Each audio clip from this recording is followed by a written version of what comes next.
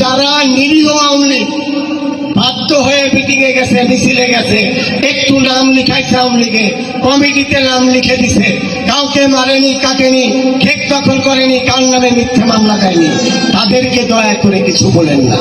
তাদেরকে বুকে টেনে নেন।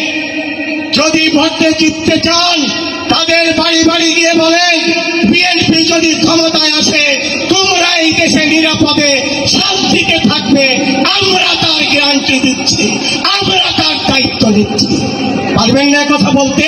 বিএনপির নেতারা একথা বলতে হবে। যারা জুলুম করেছে, অত্যাচার করেছে, যারা মারধর করেছে, হামলা মামলা দিয়েছে, জমি কেড়ে নিয়েছে, ঘের কেড়ে নিয়েছে, তাদের সাথে কোনো আপোষ নাই, তাদের আমরা ছাড় দেব না। শেষ পর্যন্ত হসপিটালে গিয়ে এদেশের মুসলমানদের অত্যন্ত প্রাণের মানুষ, কাছের মানুষ আল্লামা দিলওয়ার হোসেন সাঈদীকে হসপিটালে নিয়ে এসে প্রয়োজন পুশ করে তাকে মেরে ফেলল। সেই জামাত কি করেছে, 5 তারিখের পরে আওয়ামী লীগের বাড়ি বাড়িতে বলতেছে, ভাই তোমাকে বিএনপি মারতেছে, আমরা ঠেকাচ্ছি, তোমরা ভয় পেয়ে না, আমরা তোমাকে পাশে আছি, তোমাকে বিএনপি দাবড়াচ্ছে, আমরা তোমাদের পাশে আছি, শেল্টার দিচ্ছি। কেন জানেন?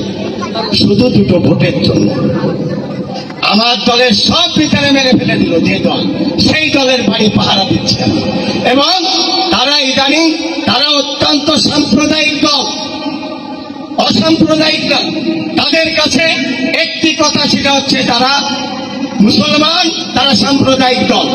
কিন্তু এখন আমার হিন্দু ভাইদের বাড়ি গিয়ে যে তাদের গুণগান গাচ্ছে, পূজায় যাচ্ছে, গীতা পাঠ করতেছে, মঞ্চে বসে বক্তৃতা দিচ্ছে, প্রসাদ খাচ্ছে। কেন? ভোটের জন্য।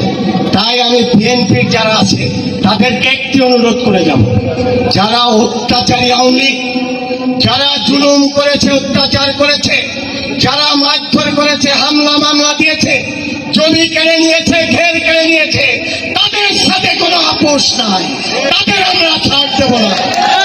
কিন্তু যারা নিরীহ আওয়ামী লীগ বাধ্য হয়ে মিটিংয়ে গেছে, মিছিলে গেছে, একটু নাম লিখাইছে আওয়ামী লীগে, কমিটিতে নাম লিখে দিছে, কাউকে মারেনি, কাটেনি, খেত দখল করেনি, কার নামে মিথ্যে মামলা দেয়নি, তাদেরকে দয়া করে কিছু বলেন না।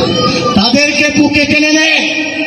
যদি ভোটে জিততে চান তাদের বাড়ি বাড়ি গিয়ে বলেন, বিএনপি যদি ক্ষমতায় আসে তোমরা এই দেশে নিরাপদে শান্তিতে থাকবে, আমরা তার গ্যারান্টি দিচ্ছি, আমরা তার দায়িত্ব দিচ্ছি। পারবেন না কথা বলতে?